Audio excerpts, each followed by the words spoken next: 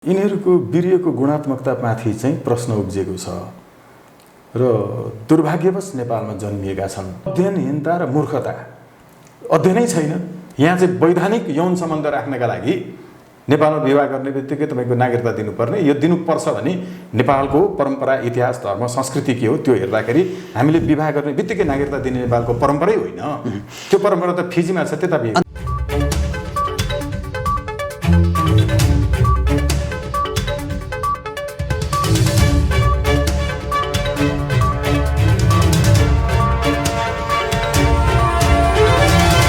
नमस्कार आदरणीय दर्शकवृन्द, AP news यात्रा विशेष संवादमा यहाँहरूलाई धेरै स्वागत छ। म रोहित भण्डारी। दर्शकवृन्द, आजको संवादमा हामीसँग हुनुहुन्छ अधिवक्ता स्वागत नेपाल। स्वागत नेपालले चलाउनु भएका अभियान निकै चर्चामा छन्। जस्तो पछिल्लो समयमा उहाँ नेतृत्वको अभियानले सांसदहरूलाई गोजी भएको कात्रो बुझाउने काम गर्यो। त्योभन्दा अगाडि राष्ट्रिय झण्डा धुने काम गर्यो उहाँ नेतृत्वको अभियानले। अनि त्यही आसपासमा हेर्ने हो भने एमसीसी पक्षधर नेताहरूको तस्बिर अङ्कित बललाई त्यो फुटबलका रूपमा खेल्ने काम गर्यो। यिनी यस्ता थुप्रै कामहरू गर्नुभयो स्वागत नेपाल र उहाँको नेतृत्वको अभियानले। वास्तवमा यी यस्ता जो कन्सेप्टहरू भनौँ कसरी आए र किन यी कामहरू उहाँले गर्नुभयो, हामी आजको विशेष संवादमा यसैको सेरोफेरमा केन्द्रित रहेर अधिवक्ता स्वागत नेपालसँग कुराकानी गर्दैछौँ। स्वागत छ सर यहाँलाई। एकदम धेरै धेरै धन्यवाद। आराम हुनुहुन्छ? ठिक छु। मैले केही भने तपाईँले धेरै गर्नुभएको छ योभन्दा अझ होइन। मैले दुई तीनवटा कामको कुरा गरेँ। जस्तो पछिल्लो समयमा यहाँ नेतृत्वको अभियानले सांसदहरूलाई गोजी भएको कात्रो त्यो बुझाउनका लागि तपाईँहरू संसद भवन जानुभएको थियो क्यारे, के गर्नुभएको थियो, किन त्यसो गर्नुभयो, त्यहीँबाट कुराकानी सुरु गरेँ। एकदमै हाम्रो पूर्वीय दर्शनमा कपडामा गोजी हुँदैन, त्यसको विशेष अर्थ छ। हामीले दौरा लगाउँछौँ, दौरामा गोजी हुँदैन।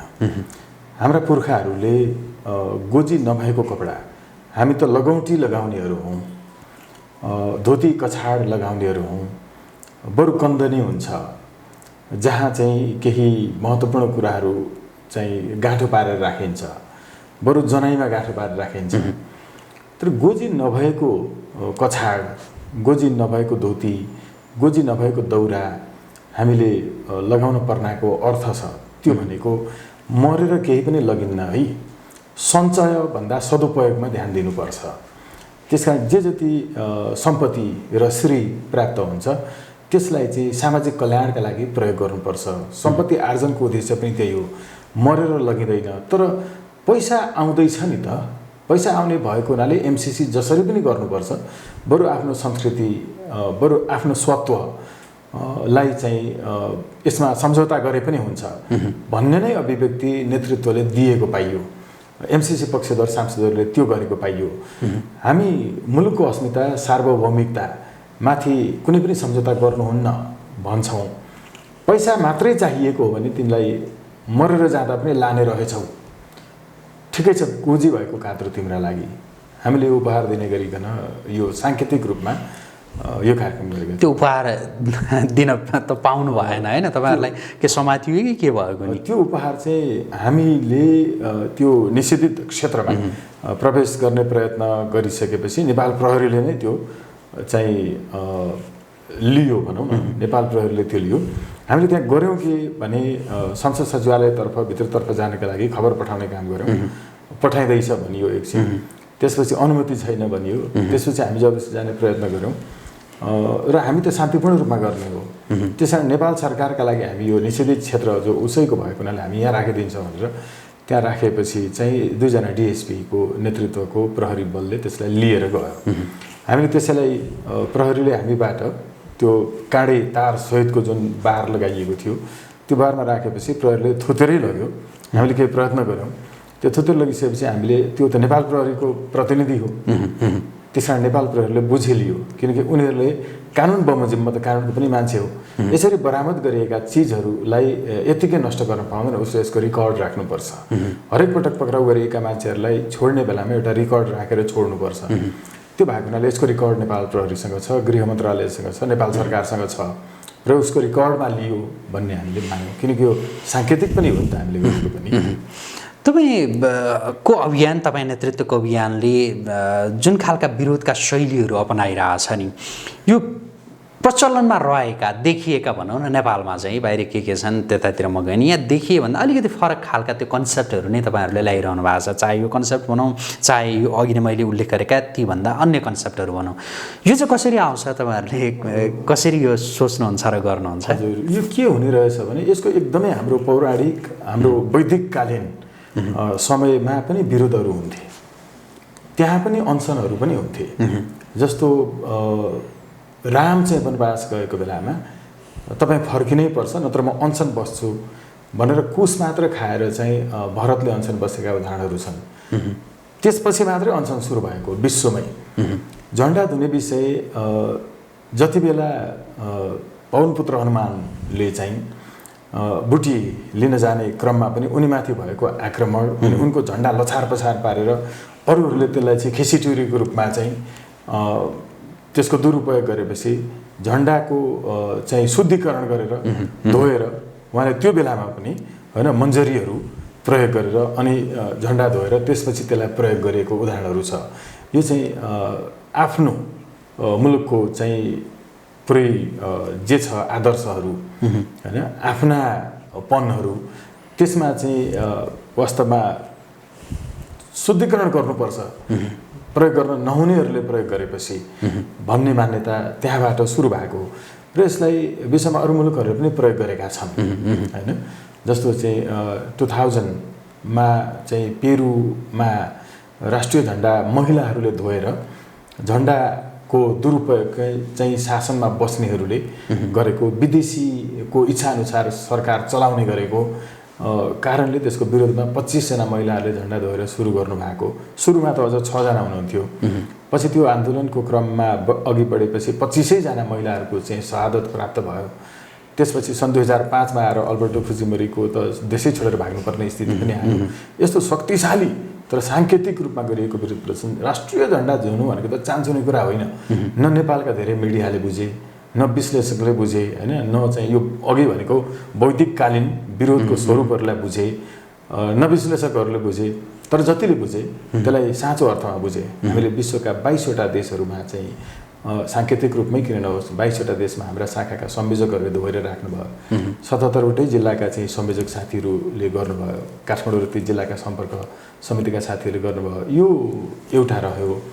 अर्को चाहिँ हामीले हामीभित्रकै जे जति अध्ययन गरेर त्यसलाई गम्भीरतापूर्वक लियौँ भने सायद त्यति बेला चाहिँ प्रचलनमा रहेका विरोधका शैलीहरू शान्तिपूर्ण, असाध्यै विध्वंस नमचाउने, तर यसको अर्थ चाहिँ किन होला भकुण्डो खेल्न थाल्दै प्रहरीले खोज्नु पर्यो, किन होला गोजी भएको कात्रो पनि हामीले बुझाउन जान्न दिएर प्रहरीले हस्तक्षेप गरेर खोज्नु पर्यो होइन, किन होला झन्डा धुने समयमा चाहिँ यी यस्ता प्रकारका चाहिँ हस्तक्षेपहरू भयो होलान्।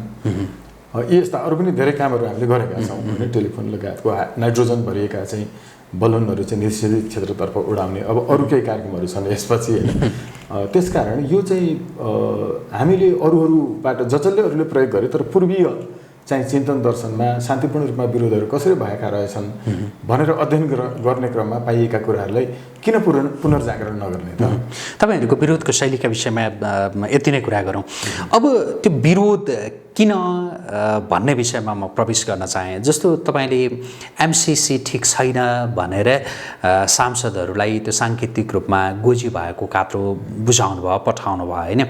एमसिसी ठिक छैन भन्नाका त्यो तर्कहरू एकदमै संक्षेपमा, ताकि यो कारणले चाहिँ ठिक छैन र यस्तो यस्तो हुनसक्छ भन्ने विषयमा हाम्रा दर्शकहरूलाई एकैछिन भनिदिनुहोस् त।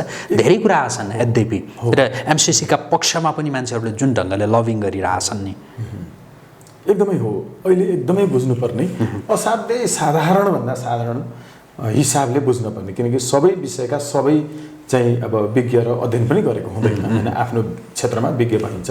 हामीले अहिले बुझ्नै पर्ने चाहिँ अरू केही होइन, स्वतन्त्र राष्ट्र अभियानले सबभन्दा पहिला सुरुमा, अहिले बल्ल बल्ल अरू मान्छेले थोरै उठाउँदैछन्, यसको 6.8 6.8 जुन धारा छ, यो धारा एउटा, अर्को MCC को प्रस्तावनामा प्रयुक्त भाषा, अर्को चाहिँ अनुसूची 5 को क। अनुसूची 5 को क को सवालमा पनि धेरै विज्ञहरूले अब यहाँ नाम लिनुपर्छ भने नामै लिन्छ, तर मुलुकले नै पत्याएर योजना आयोगको जिम्मेवारी दिएका होइन, अन्तर्राष्ट्रिय सम्बन्धका चाहिँ जिम्मेवारी पाएका, अर्थ मन्त्रालयको पूर्ण रूपमा जिम्मेवारी पाएकाहरूले पनि यसमा तर्क गर्नुभयो। तर यसमा हामीले चाहिँ हाम्रो भित्र चाहिँ एकदम सतर्क कानुनी हिसाबले तार्किक हिसाबले खण्डन गरिसकेका छौँ। 5A को सबभन्दा पहिला 6.8 बुझ्न जरुरी छ। त्यो भनेको चाहिँ हामीले MCC यहाँ ल्याइसकेपछि MCCसँग सम्बद्ध कुनै पनि कर्मचारी, नेपालको मात्रै होइन अरू देशको पनि MCC को कर्मचारी, MCC को भूतपूर्व कर्मचारी, MCC को सुरक्षाकर्मी, त्योसँग आबद्ध पूर्व वा वर्तमान जोसुकैले नेपाल कानुन विपरीत जे काम गरे पनि, त्यो गोली हानेरै नेपालको राष्ट्रपति प्रधानमन्त्री हजुर मलाई जसलाई मारेछ भने पनि, सेलिब्रिटी बेचबिखन गरेछ भने पनि, म त MCC को मान्छे हो, तिमीलाई भिजा दिलाइदिन्छु अमेरिकाको, मलाई पैसा देऊ भनेर मानव पैसा लिएको रहेछ हो। त्यो पैसा पनि उसले चाहिँ लियो, तर भिजा पनि दिलाएन, त्यो पैसा पनि खाइदियो, मान्छेले पत्याउँछन् पनि MCC को मान्छे भनेपछि। अब हो यसरी कोही चाहिँ ठगियो भने त्यो ठगीको विरुद्धमा नेपालमा मुद्दा नै दायर गर्न पाइँदैन। त्यो 6.8 अनुसार। अर्को तपाईँले 5A को कुरा गरिरहनु भएको थियो। 5A को कुरा चाहिँ के हो भने, हामीले यहाँबाट उत्पादन गरेको ऊर्जा जो हुन्छ त्यसमा लगानी गर्ने भनिएको छ नि त। त्यो ऊर्जा लगानी गर्ने बुझाइ पनि दिनुपर्छ, फेरि पुरै इन्डियनलाई सोधेर गर्नुपर्ने भन्ने जो आएको छ नि, हामी त यसो एकदम सर्फेस कुरा गर्दैनौँ, त्यो सर्फेसमा भनिएको छ। तर नेपालले MCC को लगानीबाट उत्पादन गर्ने ऊर्जा इन्डियालाई बेच्ने सवालमा यति स्पष्ट चाहिँ लेखेको छैन, त्यसमा बेच्नका लागि भन्ने लेखेको छैन। तर इन्डियासँग उसको सम्मतिमा सार र रूपमा मान्य हुने योजना MCC लाई बुझाउनु पर्ने छ भन्ने लेखिएको छ। अब इन्डियासँग सोधेर गर्नुपर्ने, विरोध गर्नेहरूले सबै कुरा इन्डियालाई सोधेर गर्ने भन्ने चाहिँ जो भनिरहनु भएको छ, त्यहाँ शब्दमा उत्पादन भएको इनर्जी जो ऊर्जा हुन्छ, त्यो ऊर्जा चाहिँ इन्डियालाई बेच्ने सवालमा भन्ने चाहिँ बुझिन्छ, अर्थ निस्किन्छ, तर लेखेकै चाहिँ छैन है यो। ल त्यो निस्किने अर्थलाई नै मानौँ हैन। हो यो पनि इन्डियालाई सोधेर र इन्डियाको सम्मतिमा बुझाउनु हुन्न र यो चाहिँ स्वाधीनताको अन्त्य हो भन्ने हाम्रो अर्थ हो। जस्तो यति बेला एकदमै त्यो धेरैले भनिरहेको, तर त्यो MCC त्यो सम्झौतामा चाहिँ कहाँ छ भनेर पनि फेरि धेरैले सोधिरहेको अर्को एउटा विषय, त्यो सेना, अमेरिकी सेना त्यो नेपालमा भित्रिन्छ, यो MCC चाहिँ लागू भयो भने भनेर MCC का विरोधीहरू, MCC ठिक छैन भन्ने तपाईँहरूले त्यो भनिरहनु भएको छ कि त्यो अमेरिकी सेना नेपालमा भित्रिन्छ यो लागू भयो भनेर। त्यो भित्रिने त्यो प्रावधान हुन्छ नि, त्यस्ता कहीँ त्यस्तो सेनाका विषय कहीँ उल्लेख छ या यस्तो नि हुनसक्छ भनेर भनिरहनु भएको तपाईँहरूले, के हो चाहिँ? उल्लेखै छ। जस्तो अघि मैले भने नि, उहाँहरूले 5A सेड्युल 5A को जसरी इन्टरप्रिटेसन गर्नुहुन्छ, मैले त वा हामीले त इमान्दारीपूर्वक भन्यौँ नि, त्यो सबै अर्थमा होइन। हामीले उत्पादन गरेको ऊर्जा इन्डियालाई बेच्दा मात्रै उसले स्वीकृत गरेको मूल्य भनेको त्यो अर्थमा मात्रै त्यो हो भन्ने अर्थ चाहिँ निस्किन्छ, तर लेखेकै चाहिँ छैन। हो यसै गरिकन अर्थ के निस्किन्छ भने, हामीले MCCसँग सम्बद्ध कुनै पनि विषयमा उसले त्यहाँको द्वारपाल पनि आफै राख्ने, उसको सुरक्षाको इन्तजाम भनौँ एक हिसाबले होइन, त्यो प्रबन्ध पनि ऊ आफैले गर्ने र उसले रिक्रुट गरेका कुनै पनि कर्मचारीको सवालमा नेपाल सरकारले कुनै पनि अब्जेक्सन गर्न नपाउने।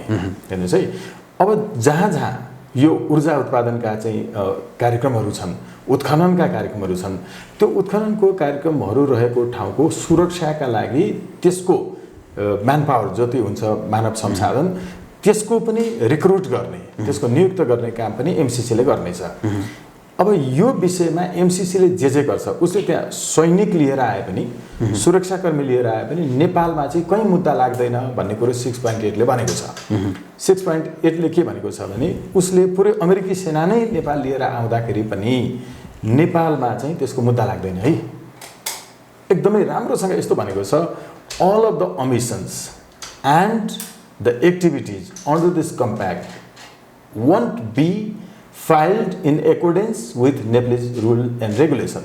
It will be immune भन्छ फेरि हेर्नु, will be immune from all of the court and the tribunals of Nepal भन्छ। यो भनेको के हो भने उसले not only the court हेर्नु उसले ट्राइब्युनल पनि भन्छ, भनेको वैदेशिक रोजगार न्यायाधिकरणलाई पनि यहाँ समेट्छ। त्यसलाई उनीहरूले भन्ने भनेको ट्राइब्युनल्स हो, त्यो कोर्ट होइन। यस्तो न्यायाधिकरणमा समेत कुनै पनि प्रकारको विषय नउठ्ने भन्छ। हतियार लिएर आऊ, बिक्री गर, बलात्कार गर, गोली हानेर मार, सेना लिएर आएर सुरक्षाको रूपमा तिमी राख। अब हो यो चाहिँ यो कम्प्याक्ट अन्तर्गत पर्ने हो कि होइन त भन्ने प्रश्न पनि नेपालको अदालतले चाहिँ छिनोफान गर्न पाउँदैन। यो चाहिँ नेपालको यो एमसीसीसँगको कम्प्याक्टको एकोर्डेन्सको एक्टिभिटिज होइन वा हो भन्ने इन्टरप्रिटेसन, यो व्याख्या जुन हुन्छ, यो प्रश्नको जवाफ नै नेपालको कुनै न्यायाधिकरण वा अदालतबाट खोज्न पाइँदैन। जे गर्छ नि त्यसैका आधारमा सेना नेपाल भित्रिन सक्छ अमेरिकी सेना भनेर तपाईँहरूले भनिरहनु भयो। यसमा ओके प्लिज जस्तो के थप केही भन्न खोजिरहनु भएको छ भने अरू पनि छन्। हुन्छ, जस्तो एकछिनमा जस्तो उल्लेख गर्नु होला, तपाईँहरूले यसो भनिरहँदा अब तपाईँहरूले पढ्नु भएको छैन भनेर त मैले होइन प्रधानमन्त्रीले भनिरहनु भएको छ। अब तपाईँहरू चाहिँ प्रधानमन्त्रीले नपढ्या भन्नुहुन्छ या प्रधानमन्त्रीको त्यो नियतमाथि नै तपाईँहरू शङ्का त्यो व्यक्त गर्नुहुन्छ? पढेरै त भन्नुभयो होला तपाईँहरूले, तर प्रधानमन्त्रीले के भन्नुभयो सुन्नुभयो होला होइन पछिल्लो समयमा उहाँले। मैले एमसीसी पढेका त्यो मान्छे नै मैले त्यति देखेको छैन, मान्छेहरू पढ्दै नपढी यसो भन्छन्, नेपालमा त्यो विकास नचाहनेहरू हुन् भनेर त्यो खालको आरोप लगाइरहनु भएको छ। के भन्नुहुन्छ? यस्तो हुन्छ, प्रधानमन्त्रीको चाहिँ पेसा नै नपढ्ने हो। उहाँको चाहिँ के हुन्छ भने उहाँका लागि अरूहरूले पढिदिन्छन् र अर्थ निकाल्छन्। यसैले मैले भनेको त्यो हियाउनका लागि भनेको होइन। प्रधानमन्त्रीको काम, राष्ट्रपतिको काम आफूले पढ्ने नै होइन कि। उहाँहरूले they won't go through all of the lines of the compact. हेर्नु यो चाहिँ के हो भने पढ्ने काम चाहिँ हाम्रो वकिलले पढेन होला भन्दा पत्याउँछ कसैले पत्याउँछ, प्रधानमन्त्रीले पढेन भन्दा चाहिँ पत्याउँछन् कि। अब यति सजिलो पनि जवाब किन दिउँ र? तर उहाँले चाहिँ के गर्ने हो, उहाँको कामै के हो भने यी विभिन्न क्षेत्रका मान्छेहरूले उहाँहरूको आफ्नो आग्रह पूर्वाग्रह अनुग्रह होला उहाँका सल्लाहकारहरूको, प्रधानमन्त्रीको नहोला, तर उहाँले जे पढ्नुहुन्छ जे बुझाउनुहुन्छ र यसको अर्थ यो है भन्नुहुन्छ प्रधानमन्त्रीजीले त्यही नै भन्ने हो। उहाँको कामै त्यही हो। तर हामीहरूको काम चाहिँ त्यस्तो होइन। हाम्रो काम चाहिँ एकदमै गोइङ थ्रु द लाइन्स एउटा। अब अर्को कुरा, ल हामीले नपढेका रहेछौँ, त्यसमा लेखेको होइन रहेछ भने मैले भनेको पनि ठ्याक्कै त्यही हुने, भीमार्जुन आचार्यज्यूले भनेको पनि त्यही हुने, तपाईँले पढ्दा पनि त्यही देखिने होइन। hr.parliament./ अनि तपाईँको चाहिँ अब हाउस अफ रिप्रेजेन्टेटिभ HR यसमा जानुभयो भने अहिलेको संसद सचिवालयले आधिकारिक रूपमा यसलाई अपलोडै गरेको छ। त्यसको अपलोड गरेको जुन छ त्यो अपलोड गरेकैमा त एकदमै 6.8मा त्यही लेखेको छ, प्रधानमन्त्रीजीले पढ्ने बेग्लै मैले पढ्ने बेग्लै त होइन। ल मानौँ हामीले चाहिँ नपढी यसलाई प्रधानमन्त्रीले ए भन्दा नि त्यही हो, देख्दाखेरि तपाईँले देख्दाखेरि नि त्यही हो, कलाई क नै हो होइन, जसले हेऱ्यो भने कलाई क नै। अब त तपाईँलाई चाहिँ के लाग्छ ताकि प्रधानमन्त्रीले किन त्यसो भन्नुभयो होला? ताकि उहाँले साँच्चै तपाईँले भने जस्तो आफूले नहेरेर अरू बुझाइदिनेहरूले त्यो ढङ्गले बुझाएर ती खालका अभिव्यक्तिहरू दिनुभयो होला भन्ने लाग्छ, या किन यसो भनिरहनु भएको छ होला? र उहाँको त्यो जोड चाहिँ एमसीसी पास गर्नुपर्छ, ताकि एमसीसी पास नगर्नु भनेको चाहिँ त्यो विकासको कामलाई त्यो एक हिसाबले रोक्दै जानु हो, कटौती गर्दै जानु हो भन्ने खालको त्यो देखिन्छ। हजुर के हो हेर्नुहोस् है त, अहिलेकोमा अलिकति जोड्छु ल। जस्तो हामीले नपढिकन भनेको हुँदो हो त सबै मान्छेले भनेको त्यो वाक्य कसरी मिल्छ होला जुन त्यहाँ लेखेको छैन। मैले भन्दा पनि all of the staffs and the former staffs will be immune from all of the court in the tribunals of Nepal भनेर 6.8मा लेखेको मैले भनेको र महाकालीमा बस्ने एउटा मान्छेले भनेको, मेचीमा बस्ने मान्छेले पनि ठ्याङ्ग्याङ्ग कसरी मिल्छ होला? प्रधानमन्त्रीजीले हामीले नपढिकन मैले चाहिँ एउटा सिर्जना गरेर भनेको लाइन हो भने सबैले भनेको कसरी एउटै लाइन छ। फेरि म त नजान्ने मान्छे रे, नजान्ने मान्छेले यति राम्रो अङ्ग्रेजीको भाषा कसरी मैले जानेर भने होला? म त त्यो कथै जान्दिनँ नि होइन। अब यहाँले नजान्ने हो भने यति राम्रो भाषा कसरी भन्नुहुन्छ होला त्यहाँ त्यो छ भनेर। त्यसकारण एउटा यो अर्को किन उहाँले त्यसो गर्नुहुन्छ होला भन्दाखेरि यी सल्लाहकारहरूका आधारमा उहाँ बोल्नुहुन्छ, उहाँले गर्ने नै त्यही नै हो। तर नेपालका सल्लाहकारहरू चाहिँ सल्लाहकार होइनन्, यिनीहरूमा त्यो योग्यता पनि छैन, क्षमता पनि छैन।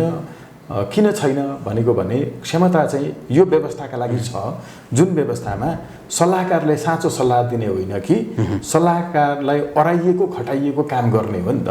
त्यो भएको हुनाले यसलाई जसरी पनि एमसिसीको विरुद्धमा बोल्नेहरूलाई हियाउने गरिकन तिमीले अर्थ निकाल र यिनीहरूलाई हामीले, किनकि अब मिडिया इत्यादि सबै सरकारले नै सञ्चालन जो गरिरहेको छ, त्यहाँबाट चाहिँ एमसिसीका विरोधीहरूलाई जसरी पनि खसाल्न सकिन्छ, जसरी पनि यिनीहरू विकास विरोधी हुन् भन्ने अर्थ निकाल्न सकिन्छ। त्यति कुरा चाहिँ ल्याऊ भनेर पहिला प्रधानमन्त्रीले भनेपछि त्यो खोजेर मात्रै दिने काम हो नि त सल्लाहकार भन्नेको, उनीहरूको आफ्नै सल्लाह पनि होइन। त्यो भएको हुनाले उनीहरूलाई पनि एकदमै मनमा नै बडा खिन्नता छ, कस्तो मान्छेको सल्लाहकार भइएछ, कस्तो व्यवस्थाको सल्लाहकार भइएछ, सल्लाहकारका नाममा म कलङ्कित हुने भए इतिहासमा भन्ने उनीहरूलाई पनि मनमा नै छ। किनकि त्यहाँ विद्वानहरू, युनिभर्सिटीकै मान्छेहरू होइन, अध्ययन गरेकै मान्छेहरू चाहिँ छन्, उनलाई अब त्यो नगरी पेट चल्दैन फेरि होइन, समस्या चाहिँ यहाँनिर छ। त्यो भएको हुनाले यो हामीले मात्रै होइन होला नि त होइन, जे कुरा त्यहाँ छ भएकै कुरा एउटा त प्रष्ट हो नि। जस्तो एमसिसी जस्ता अमेरिकामा चाहिँ कैयौँ अरू संस्थाहरू छन् जुन संस्था चाहिँ सरकारी नियोग होइन, यो सरकारी नियोग होइन नि त, यो त प्राइभेटली चलिरहेको एउटा चाहिँ होइन एजेन्सी हो। यो एजेन्सीलाई खालि गभर्मेन्टले रेगुलेट गर्नका लागि मात्रै गर्यो र यसको सिइओ जुन हुन्छ त्यो सिइओ भनेको एउटा पेड कर्मचारी मात्रै हो होइन, सिइओ भनेकै तपाईँको कर्मचारी हो। हाम्रो तर्फबाट चाहिँ कर्मचारी होइन, नेपाल सरकारको तर्फबाट तपाईँको फाइनान्स मिनिस्टरले यसमा साइन गर्छ, उनीहरूको तर्फबाट एउटा एजेन्सीको एउटा सिइओले साइन गर्छ भने चाहिँ हाम्रो देश संयुक्त राष्ट्र सङ्घका लागि त उसको पनि भोट एउटै हो, हाम्रो पनि एउटै हो नि त, हाम्रो हैसियत त समान हो नि। तर हामी चाहिँ त्यो देशको एउटा प्राइभेट एजेन्सीको पनि सिइओको हस्ताक्षरसँगै हाम्रो फाइनान्स मिनिस्टरको हस्ताक्षर नगराइदेऊ न, अघि मैले प्रस्तावना जो भनेको थिएँ नि, यसले त पुरै नेपालीको मानमर्दन हुन्छ, यति नगरौँ न यहाँसम्म भन्ने कुरा हो नि त। हामीले त जङ्गबहादुर तपाईँको बेला जाँदा पनि तिम्रो महारानीलाई चढाउने 31 तोपको सलामी बराबर मलाई चढाउँछौ भने मात्रै म तिम्रो देश आउँछु भनेर अडान लिएको जङ्गबहादुरको देश हो नि होइन। हामीलाई त वास्तवमा आधुनिक जङ्गबहादुर चाहिएको छ, हामीलाई एउटा 21औं शताब्दीको राष्ट्रवादी र लोकतान्त्रिक जङ्गबहादुर चाहिएको छ। त्यो चाहने हो भने यही सरकार हुन सक्थ्यो, यो अडान लिदेऊ न होइन, मुलुकका लागि मुलुकीका लागि। हामीले यति मात्रै भन्दाखेरि कसरी विकास विरोधी हुन्छ होला होइन, राष्ट्रियताको विरोधी पनि भनेको सुनियो कि हामी राष्ट्रियताको चाहिँ विरोधी कसरी हुन्छौँ होला यो कुरो भन्दा केही न केही तर्क दिनु पर्यो। अब आवाज त उहाँहरूकै ठुलो छ होइन, अनि means of the media in numbers पनि उहाँहरूकै बढी छ होइन। हाम्रो मिडिया मिन्स इन नम्बर्स त हामी त कमै छौँ। त्यो भएको हुनाले पनि उहाँहरूको अडियो यसरी एम्प्लिफाई हुन्छ कि त्यो इन्टरनेसनली एकैचोटि डिसेमिनेट हुन्छ। यो भएको हुनाले तर सत्य चाहिँ लुक्दैन, बलियो हुन्छ। त्यसै कारण झन्डा धुने शक्ति, कात्रो दिने शक्ति होइन, गोजी भएको यहाँभित्र शक्ति छ नि त, मान्छेले बुझ्छन्, समस्यै छैन यसमा। तपाईँले त्यो झन्डा चाहिँ किन धुनुभएको? झन्डाको अघि मैले प्रसङ्ग अलिकति बताएको थिएँ। झन्डा वास्तवमा जसले प्रयोग गर्न अधिकार राख्दैनन्, जो वास्तवमा राष्ट्र विरोधी हुन्, जो वास्तवमा एमसिसीको पक्षधर हो र नेपालमा चाहिँ नेपालको स्वत्वलाई उसले अन्त्य गर्न चाहन्छ, यिनीहरू त राष्ट्रघातीहरू हुन् नि। हामीले इन्डियालाई सोधेर अनि नेपालको चाहिँ तपाईँको प्रोजेक्ट हामीले प्लान एमसिसीलाई बुझाउनु पर्ने एउटा प्राइभेट एजेन्सीलाई यहाँसम्म नेपालको शिर नत गरिदिए होइन, गलत पक्षको अगाडि। त्यस कारण यिनीहरूले राष्ट्रिय झन्डा बोक्नु भनेको दुरुपयोग हो, गाडीमा झन्डाउँदै हल्लाउँदै हिँड्नु भनेको सानोभन्दा सानो कुरा के। कस्तो तर्क दिनुभयो भने योजना आयोगको पनि तपाईँको उपाध्यक्ष लगायत अर्थमन्त्री भइसकेकाहरूले भने यी मिडियाहरूमा आएर स्वाभाविक हो नि, इन्डियाको सम्मतिमा हामीले प्लान बुझाउनु, वाक्य यही बोल्नु भएको छ है। कस्तो दुःख लाग्यो भने नि, मेरो देशको सञ्चारकर्मी, मेरो देशको सञ्चार संस्था, मेरो देशको त्यो विश्लेषक विज्ञ, मेरो देशको त्यो पत्रकार यति पनि प्रश्न गर्दैन वा एकचोटि जनतालाई बुझिदिँदैन कि उसले भनेको कुरा पैसा चाहिएको छ, त्यसकारण स्वाभाविक हो उसको सम्मतिमा प्लान बुझाउनु भन्ने कुरो। ल स्वाभाविक पनि यसमा तर्क हेरौँ न, तर्क के दिनुभएको छ भने उसले खरिद गर्ने हो। उसले खरिद गर्ने भएको हुनाले उसले खरिद गर्ने मूल्यमा स्वीकृति जनाएपछि उसको स्वीकृति अनुसार गर्ने हो भनेर तर्क दिनुभयो। यसलाई सहज बनाउन खोज्नुभयो। यसमा पत्रकारहरू ती जो छन् हैन, यो सबै नेपाली नामका तपाईँको चाहिँ मेचीवारीका इन्डियन मिडियाहरू नै हुन् यिनीहरू। यिनीहरूले चाहिँ एकचोटि पनि प्रश्न गरेन कि उसले खरिद गर्ने हो भने जहिले पनि बिक्री गर्दाखेरि त्यसमा विज्ञानको नियमअनुसार, अर्थशास्त्र त मैले पनि पढाएँ, यहाँले पनि पढाएँ, अर्थशास्त्रमा एउटा इक्विलिब्रियम पोइन्ट भन्छ। The price of the product of the producer will be fixed in accordance with the principle of equilibrium point of the price. यो के हो भने क्रेता र विक्रेता बिचमा बार्गेनिङ हुँदै आइसकेपछि बिचको जुन एउटा चाहिँ त्यो इक्विलिब्रियम पोइन्ट हुन्छ, त्यो इक्विलिब्रियम पोइन्ट चाहिँ तपाईँको चाहिँ दुवै पक्षको मूल्य भयो। यो मूल्यलाई चाहिँ एउटा पक्षले मात्रै सम्मति जनाउने भन्ने हुँदैन। हामीले हाम्रो कृषि परम्परामा जहिले पनि उत्पादकले आफ्नो मूल्य कहिल्यै फिक्स गर्न पाएन। नेपाली बजारको मुख्य समस्या भनेको किसानले उत्पादन गरेको अनाज क्रेताले चाहिँ मूल्य फिक्स गर्ने र मूल्यको पूर्ण नियन्त्रण चाहिँ बजार चाहिँ क्रेताको हातमा छ। तर दिन आउनेछ, दिन यस्तो हुनेछ अहिले पनि हैन। संसारको सबभन्दा धेरै आलु फलाउने अमेरिकनहरू, संसारको सबभन्दा धेरै गहुँ फलाउने चाहिँ तपाईँको रसियनहरू, यिनीहरूले के गरेका छन्? मूल्य चाहिँ उत्पादन गर्ने किसानको हातमा छ। म यतिमा बेच्छु, मेरो मूल्य परल मूल्य यति भयो, यति दिन मैले खटेँ, अघिल्लो वर्ष जे होला यो वर्ष मेरो मूल्य यति हो। त्यो किसानका सङ्घहरूले चाहिँ निर्धारण गर्छन् मूल्य। अब हामी कहाँ चाहिँ किसानले उत्पादन गर्छ तर क्रेताले किनिदिएन उसैले भनेको मूल्यमा भने सडेर जाने स्थिति छ। हामीले यो बजार परम्परालाई परिवर्तन गर्नुपर्ने हो कि यहीँभित्रको कृषकहरू शोषित भएको स्थितिलाई अन्तर्राष्ट्रिय चाहिँ बजारमा जाँदाखेरि पनि उसले जतिमा खरिद गर्ने सम्मति दिन्छ त्यो मूल्य फिक्स गरेर अनि एमसिसीलाई बुझाउनुपर्छ भनेर भन्ने होला।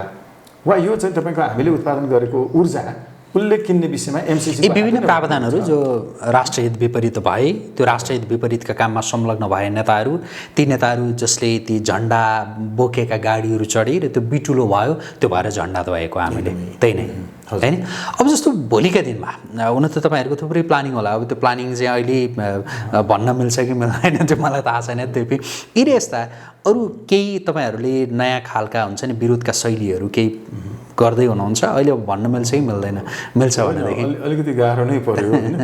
तर छोटकरीमा भनौँ कि एकदमै गम्भीर छ हैन। तर त्यो मध्ये भनिहाल्न मिल्ने चाहिँ के, यो संविधान यो जहाँ सभा थियो अहिले संसदको रूपमा छ, it would be better to build a toilet there. यहाँ सर्वोच्च अदालत अगाडि नाबालिका उमेरमै बलात्कृत भएर अनि पिसाब नअडिने चेलीहरू पिसाब फेर्ने ठाउँ खोज्दै हिँडिरहेका छन्। संविधान सभा भवन अगाडि कहीँ पाउँदैनन् र आफ्नै अगाडि बलात्कारीहरू हाँस्दै हिँडिरहेको छ र मातृभूमिका बलात्कारीहरू संसद भवनभित्र छन्। संसद भवन भत्काएर त्यहाँ सार्वजनिक शौचालय बनाइएको भए राम्रो हुने थियो र संविधान सभाको रूपमा रहेको संसद भवन अगाडि यस पूर्वको जो थियो त्यहाँ मैले यो किन डिस्टिङ्ग्विस गरिरहेको छ भने सिंहदरबारभित्र पनि छ, बानेश्वरतिर पनि छ, त्यहाँ मानव मलमूत्र विसर्जन गर्ने कार्यक्रम हुनेछ एउटा संसद भवन अगाडि यो हुनेछ एउटा। अर्को त्यसतर्फ फर्केर हाँस्ने मात्रै कार्यक्रम हुनेछ अर्को। र अरू केही कार्यक्रमहरू छन् जो हामी तयारी गर्दैछौँ, त्यो चाहिँ अहिले नभन्नु। ठिक छ। अब म यो नागरिकताको विषयमा प्रवेश गर्न चाहेँ।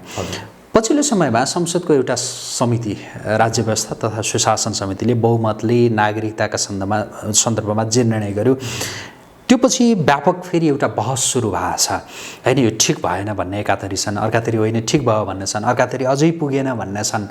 तपाईँ चाहिँ के भन्नुहुन्छ? यो 7 वर्ष अघि र पछिमा अहिले विवाद छ, यति भन्दा बुझिहाल्यो। यो दुवै विवाद व्यर्थ छ। मूल विवाद नेपालको के हो हामीले यहाँ हेर्नुपर्छ। मूल विवाद के हो भने 7 सालको परिवर्तन, 17 सालको को 46 पछिको र 62-63 को आन्दोलनपछि सबै नेपालका मूल राजनीतिक परिवर्तनपछि अङ्गीकृतहरूलाई नेपालमा वंशजको नागरिकतामा परिणत गर्ने आन्दोलन अहिलेसम्म सबै सरकार चलाउने दलहरू र व्यवस्थाहरूको रह्यो। मूल समस्या यो हो, हामीलाई 7 वर्ष पछाडि मात्रै नागरिकता विदेशीले प्राप्त गर्ने भन्ने हेर्दा बडा राष्ट्रवादी जस्तो देखिने, तर यिनीहरूले अङ्गीकृतलाई नै वंशजको बनाउने यिनको पनि लक्ष्य त्यही हो। खालि 7 वर्ष अगाडि बनाउने कि पछाडि बनाउने भन्ने मात्रै हो। यी दुईटैको कुरा एउटै हो, यी दुवै राष्ट्रविरोधीहरू हुन्। हामीले हेर्नुपर्ने के हो भने 2046 सालको परिवर्तनपछि 2046 साल चैत्र मसान्तसम्म नेपालमा जन्मिएका सबैलाई जन्मको आधारमा नागरिकता प्रदान गर्ने भनेर व्यवस्था गऱ्यौँ। हामीले यता आएर त्यति बेला त्यो 40 लाख चाहिँ विदेशीहरूले नेपालमा नागरिकता लिए। यो तपाईँको टिबेटबाट आउनेहरू त 19 सालमै तपाईँको चाहिँ 60,000 को सङ्ख्यामा नेपालमा चाहिँ एसिमिलेट गरिएको थियो। त्यसपछि दार्जिलिङ, भुटान लगायत सिक्किम, मणिपुरबाट आउनेहरू र यता बिहारतर्फबाट आउनेहरूको 40 लाखको सङ्ख्याले नेपालमा नागरिकता लियो, जो वास्तवमा विदेशी थियो। यिनले नागरिकता लिइसकेपछि जन्मको आधारमा भनेर 46 चैत्र मसान्तसम्म जो गरियो उनीहरूको विवाह। त्यसपछि जन्मिएकाहरूलाई हामीले वंशज बनाइदियौँ। 2072 साल असोज 3 गतेसम्मका नागरिकता भएका बाबुआमाका सन्तान जति भनेको त्यही 40 लाख हो, त्यसलाई हामीले वंशज बनायौँ। संसारमा नेपाल मात्रै एउटा यस्तो देश हो जुन देशमा नागरिकता प्रदान गरिँदैन, नागरिकता वितरण गरिन्छ। हाम्रो मात्रै देश यस्तो हो जुन देशमा ड्राइभिङ लाइसेन्स पनि घर घरमा गएर तिमीलाई ड्राइभिङ लाइसेन्स चाहिन्छ, ड्राइभिङ लाइसेन्स भएन भने त सुत्केरी हुन लाग्दाखेरि चाहिँ होइन घरमा बुहारी छोरीहरू मर्न सक्छन्, आगलागी भयो भने प्रयोग गर्नुपर्छ, यस्तो महत्त्वपूर्ण छ नि। यो ड्राइभिङ लाइसेन्स पनि सोधेर मान्छेलाई तिम्रो छ कि छैन भनेर दिँदैन। तर हाम्रो राज्यले नै नागरिकता वितरण टोली, त्यसको सरकारले राखेको नामै त्यही हो, नागरिकता वितरण टोली खटाएर गाउँ गाउँमा तिम्रो छ कि छैन भनेर बाँड्दै हिँड्छ। यस्तो कुनै देशमा हुँदैन। यता आएर 2075 साल चैत्र 19 गते चाहिँ तपाईँको नेपाल सरकारमा गृह मन्त्रालयबाट एउटा सूचना आयो। त्यो सूचनाले यस पूर्वको जन्मका आधारमा प्राप्त जति सबैलाई वंशजको नागरिकता दिनु भनेर चाहिँ सूचनै निकाल्यो। हेर्नु, मन्त्री स्तरीय निर्णय भनेर सूचनामै उल्लेखित छ। यति सजिलोसँग संसदले पनि गर्न नसक्ने काम नेपालको यी विदेशीका ठेक्का लिनेहरूले गरिरहेका छन्। यसकारण हामीले मूल रूपमा चाहिँ हेर्नुपर्ने के हो भने 7 वर्ष अघि वा पछि होइन, जन्मका आधारमा संसारमा नागरिकता दिने दुईटा मात्रै तरिका छ। एउटा जस सली भन्छ, SOLI JUS स्पेस, यसलाई सबै साथीहरूले अध्ययन गर्दा पनि भयो, अरू जतिले हेरिरहनु भएको छ। जस सली भनेको चाहिँ जहाँ जन्मिन्छ जन्मनु नै उसको आधार हो नागरिकताको, र त्यसलाई जन्मका आधारमा सोझै दिनुपर्छ। इट्स राइट अफ ल्यान्ड भन्छ यसलाई, होइन। SOLI चाहिँ सल, हाम्रो यो सोइलको सर्ट फर्म ग्रिसबाट चाहिँ आएको। अर्को चाहिँ जस स्याङ्निस चाहिँ द राइट अफ ब्लड, वंशजको आधारमा। यो के हुन्छ भने एकचोटि वंशजको आधारमा नागरिकता प्राप्त गर्नेहरूका सन्तान सधैँ वंशजका हुन्छन्। अङ्गीकृतहरू जो हुन्छन् यसलाई नेचुरलाइज्ड सिटिजनसिप भन्छ। यो चाहिँ उसले विवाह गरेकै बेला सोच्नुपर्छ, मैले मेरो देशलाई पनि धोका दिएर, मेरो मातृभूमिलाई धोका दिएर, मेरो आमालाई लात हानेर अर्को देशमा एउटा यौनलाई वैधानिकीकरण दिन मात्रै, एउटा कुनै मान्छेका लागि मात्रै मेरो देशै त्याग्दैछु भने मेरा सन्तानले, दर सन्तानले सधैँ त्यहाँ दोस्रो दर्जाको नागरिक हुनका लागि म जाँदैछु भन्ने सोचेर मात्रै बिहे गर्नुपर्छ। संसारको यस्तो जस स्याङ्निस प्रिन्सिपलमा चाहिँ विश्वास गर्ने देश इटली भयो, जर्मनी भयो, टर्की भयो, लगायतका देशहरू, स्पेन भयो, होइन, यी देशहरूमा चाहिँ यो व्यवस्था छ हामी कहाँ जस्तो। अब यो बाहेक जस सलीमा विश्वास गर्ने फिजी भयो, होन्डुरस भयो, होइन, बुल्गेरिया भयो, यी यस्ता देशहरूमा चाहिँ सधैँ विदेशीहरूको चाहिँ बाहुल्यता भएर सरकारै परिवर्तन गर्नेसम्मको हामी सबैलाई उदाहरण थाहा छ। यिनीहरू जस सलीमा विश्वास गर्ने मुलुकहरू। हजुर, अब हामी त्यतातर्फ गयौँ। हामी कुराकानीको अन्त्यतिर छौँ। जस्तो यही नागरिकताको विषयमा कुरा गर्दा नेपाली पुरुषसँग विवाह गरेर आएकी विदेशी महिलाका सन्दर्भमा भनेर चर्चा व्यापक भएको छ, र सँगै पछिल्लो समयमा के कुरा पनि आइरहेछ भनेदेखि नेपाली महिला कसैले, ती महिलाले विदेशी पुरुषसँग विवाह गरिन् भने र उनी नेपाल बस्न चाहन्छन्, उनले विवाह गरेको त्यो पुरुष पनि नेपाल नै बस्न चाहन्छ भने त्यो पुरुषलाई पनि नागरिकता दिनुपर्छ।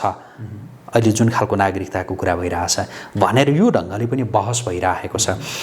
हिजो मात्रै नेपाली काङ्ग्रेसका युवा नेता गगन थापाको एउटा त्यो लामो एउटा लेख प्रकाशित भएको थियो। के भन्नुहुन्छ त्यो तर्कका सन्दर्भमा चाहिँ समानताको विषयलाई अगाडि ल्याइएको छ कि महिला र पुरुष बराबर हुन्, महिलालाई एउटा पुरुषलाई एउटा विभेदकारी त्यो कानुन ठिक हुँदैन भनेर आइरहेछ। यिनीहरूको वीर्यको गुणात्मकतामाथि चाहिँ प्रश्न उब्जिएको छ र दुर्भाग्यवश नेपालमा जन्मिएका छन् र यिनीहरूको वीर्यको गुणात्मकतामाथि मलाई धेरै ठुलो शङ्का छ। यो नेपाली नहुनुपर्छ र यिनीहरू नेपाली होइनन् जसले भनिरहेका छन् र यिनीहरूको पार्टी पनि त्यो नेपाली कङ्ग्रेस होइन, त्यो इन्डियन कङ्ग्रेस हो। त्यो भएको हुनाले अब इन्डियन कङ्ग्रेसहरूको त भनाइ यही हुन्छ, यसमा अरू के योभन्दा बढी जानै सकिँदैन कि, किनभने के चाहिँ तर्कसहित जवाबसहित संसारमा नागरिकताको उत्पत्तिका सिद्धान्त के छन् यो हेरेर गर्नुपर्छ। र हाम्रो देशले चाहिँ त्यो पनि एउटा सिद्धान्त हो, यो सिद्धान्तमा विश्वास राख्ने भने उहाँले नेपाली नागरिक हुन पाउनुहुन्न, किनकि नेपाल राष्ट्रको सिद्धान्त हो कि यो नेपालको उत्पत्तिसँग जोडिएको। अहिले जस्तो यो भूमण्डलीकरणको जुन यो एउटा युग भनौँ न होइन, यति बेला अब जस्तो को कहाँ हुन्छ के हुन्छ उसँग त्यो विवाह सम्बन्ध यो जताको जतासँग पनि भइरहेको छ। त्यस आधारमा पनि अब यसलाई चाहिँ हामीले त्यो बन्देज गरेर अगाडि बढ्न सकिँदैन कि त महिला र पुरुष बराबर होइनन् भनेर भन्नु पर्यो, कानुनमा चाहिँ महिला र पुरुष बराबरी भन्ने अनि महिलाको हकमा एउटा पुरुषको हकमा एउटा, यो त भएन भनेर जो तर्क प्रस्तुत गरिँदैछ नि, यो तर्कमा कुनै दम नै छैन भन्ने लाग्छ। अध्ययनहीनता र मूर्खता, अध्ययनै छैन। किन अमेरिकाको तपाईँको दुई पटक चाहिँ उपराष्ट्रपति सरहको विदेश सचिव भइसकेको हेनरी किसिन्जर संसारका सबै विश्वविद्यालयमा किसिन्जर डिप्लोमेसी पढाइ हुन्छ, यहाँले पनि पढ्नु भएको होला उहाँको बुक होइन। उहाँ दुईवटा विषयको पिएचडी, म्याडलिन अल्ब्राइट जस्तो मान्छेहरू किन विदेशमा जन्मिएकै मात्रै कारणले आफ्नो देशको राष्ट्रपति हुन पाएनन्। हेर्नुहोस् है, किन अहिले पनि अमेरिकी तपाईँको चाहिँ विदेश मन्त्रालयको चाहिँ भवन सफा गर्ने मान्छे पनि, किन इन्डियाको पनि तपाईँको राष्ट्रपति भवनभित्रको त्यो रुखमा बसेका चराहरू धपाउने चाहिँ कर्मचारी पनि त्यहीँको नेटिभ मान्छे बाहेक अरू स्टेटको मान्छेलाई जागिर पनि दिँदैन।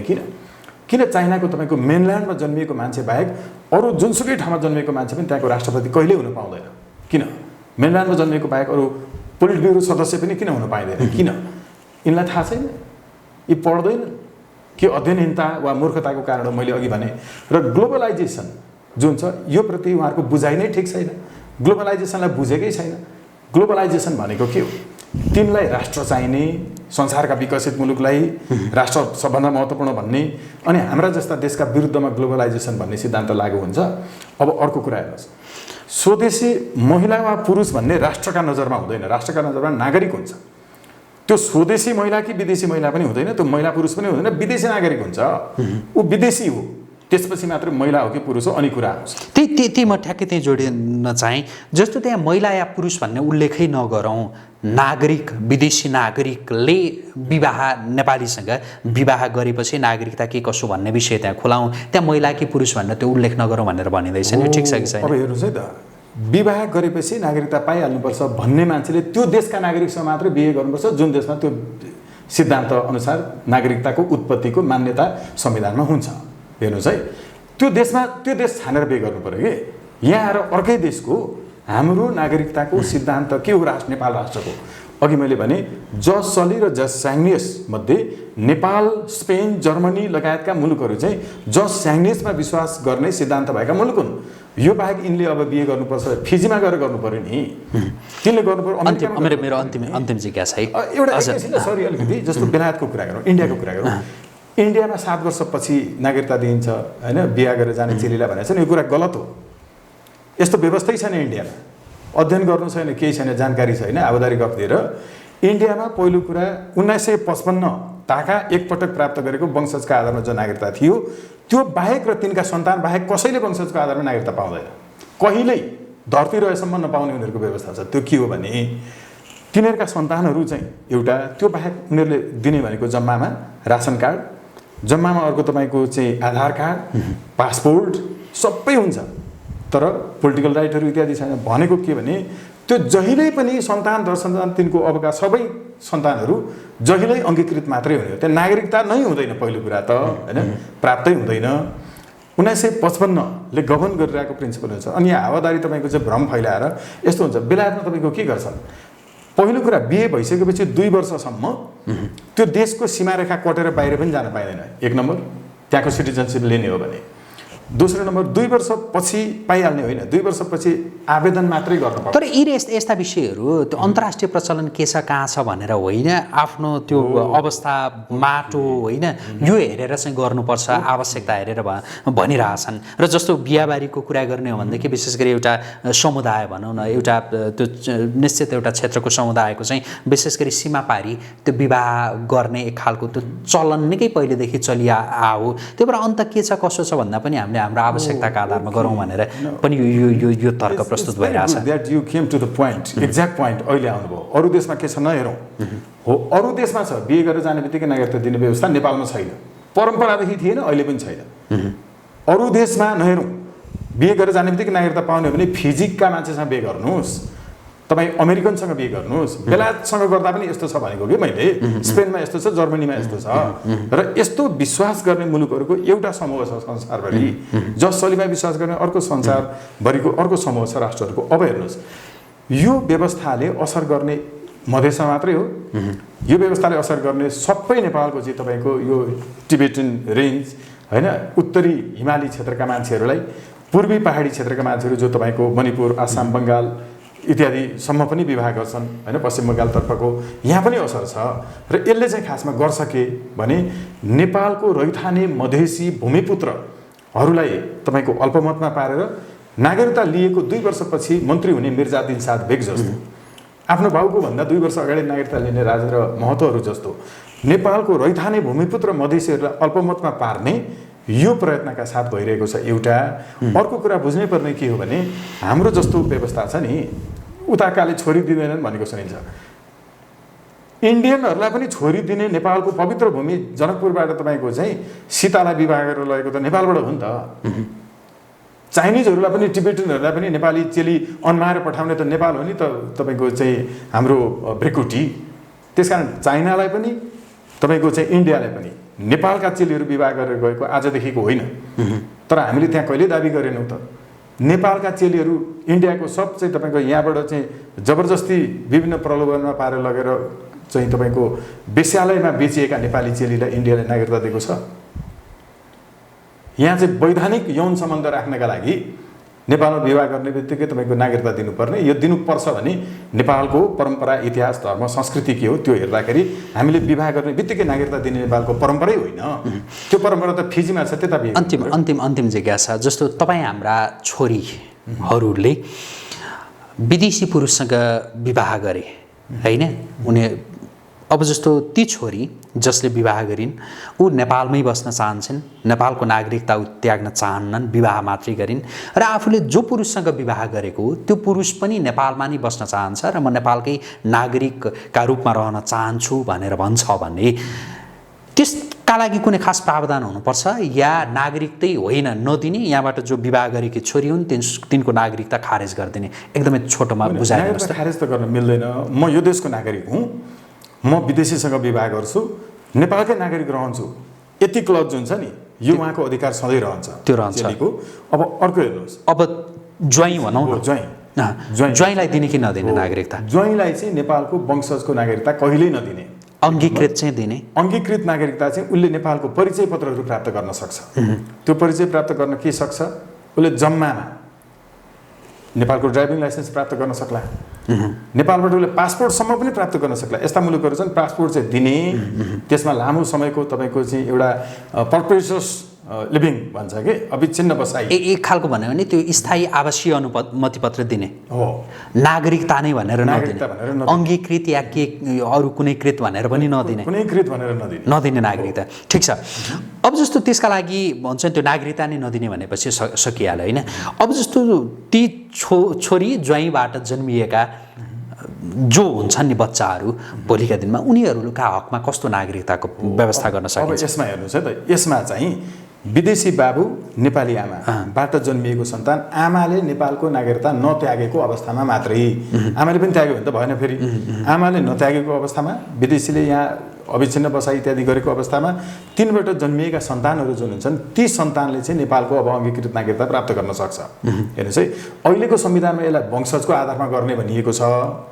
बाबु पत्ता नलागेको वा अब विदेशीको रहेछ भने चुप लागेर बस्दैन, बाबु पत्ता लागेको छैन भने आमाबाट हुने स्वतः वंशजको भनेको छ अहिलेको संविधानमा। यो व्यवस्था चाहिँ गलत छ हेर्नुहोस्। अब यसपछि भनेको एउटै कुरा विचार गर्नुपर्छ, जसले देशलाई माया गर्दैन नि त्यसले तिनका सन्तानलाई पनि गर्दैन नि, यो प्रमाणित हुन्छ। फेरि नागरिकतामा माया खोज्न पाइँदैन। जसले देशलाई माया गर्दैन र देश छोडेर विदेशीसँग विवाह गर्न जान्छ, त्यो जो देशको नागरिकता प्राप्त गर्ला अर्को, त्यो देशलाई पनि त्यसले धोका दिन्छ। यसको सिद्धान्तै यही हो। अघि मैले भनेको हुन्छ नि ती छोराछोरीलाई के गर्ने, कस्तो खालको नागरिकता? छोराछोरीको माया त तिनले गर्दै गर्दैनन् नि। तिनलाई नागरिकता प्राप्त हुने यदि नेपाली आमाले नेपालको नागरिकता नत्यागेको, विदेशीसँग विवाह गरेको, विदेशीबाट जन्मिएको सन्तान हुने हो भने त्यो सन्तानले अङ्गीकृत नागरिकता प्राप्त गर्नुपर्छ भन्ने मेरो विचार हो। हेर्नुहोस् है, यो किन भने यसको जिनमा समस्या छ। एकदम प्रष्ट। मलाई जतिले गाली गरून्, मातृभूमिलाई लात हानेर आफ्नो संस्कृति, आफ्नो चाहिँ मातृभूमिका विरुद्ध उसले यत्रो निर्णय गर्न सक्छ केवल एउटा वैधानिक यौन सम्बन्धका लागि।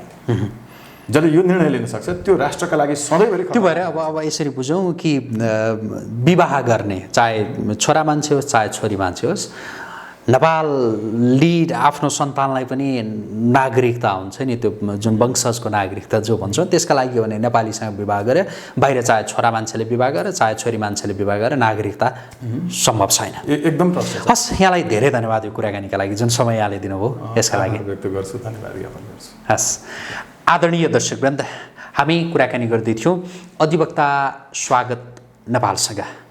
उहाँसँगको यो कुराकानीसँगै एपी न्युज यात्राको विशेष संवाद अहिलेका लागि यहीँ सकिन्छ। एपी न्युज यात्रा सँगै रहनुहोला। नमस्कार।